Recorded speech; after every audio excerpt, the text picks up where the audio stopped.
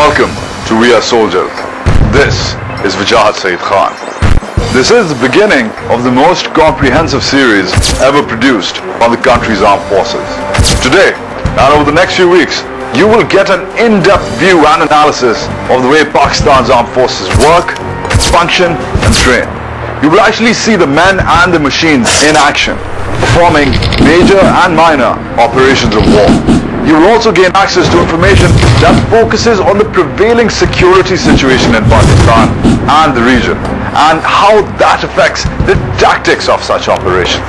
And you will be taken to places that you might have heard about, but perhaps not seen.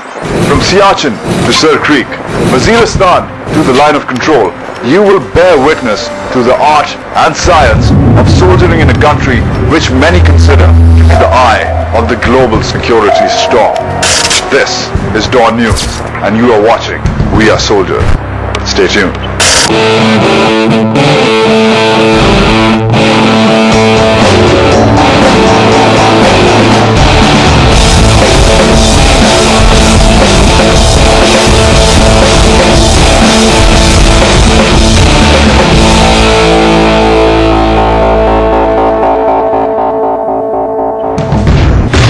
There are three branches of Pakistan's armed forces: the Army, the Navy and the Air Force.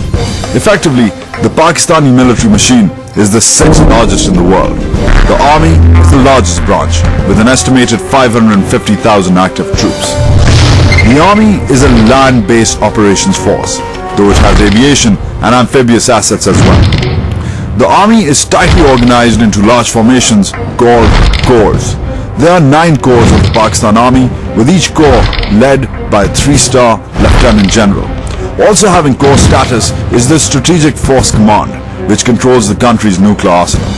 Together, the corps form the functional backbone of Army operations. The generals who lead these corps are technically the Army's most powerful operational officers, apart from the Chief of Army Staff, a 4-star general whom they all report to.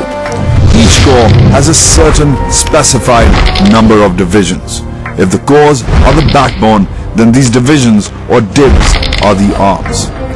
Every corps has a particular makeup of divisions. The makeup depends on the strategic and tactical imperatives of the location and the Army's threat perception, security climate and terrain of that location. For example, most of Pakistan's armored divisions, meaning those divs which are equipped with tanks, are in corps located in the plains of Punjab and the deserts of Sindh. That's because, although the Army has traditionally perceived a threat from across the eastern border, it is only in the terrain of the plains and the deserts where tanks can actually function, and where there is a perceived armored threat from across the border.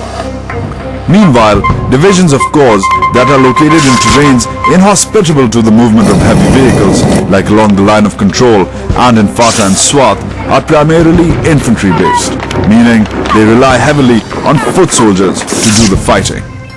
Considering that the Army depends on a hierarchical superstructure because of its size and broad operational scope, the chain of command is the focal point of all Army activities. Corps are led by Lieutenant Generals, divisions by Major Generals, also called 2-stars or GOCs, short for General Officer Commanding.